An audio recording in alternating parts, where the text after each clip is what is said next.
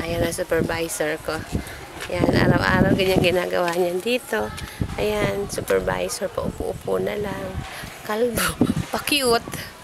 Pa-cute ang supervisor ko. Pa-cute ang supervisor. Ayan yung garahe, ginawa na.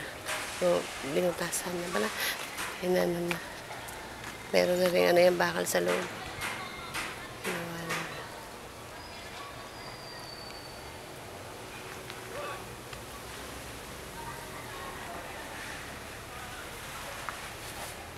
Nakakot sa mga buhangin.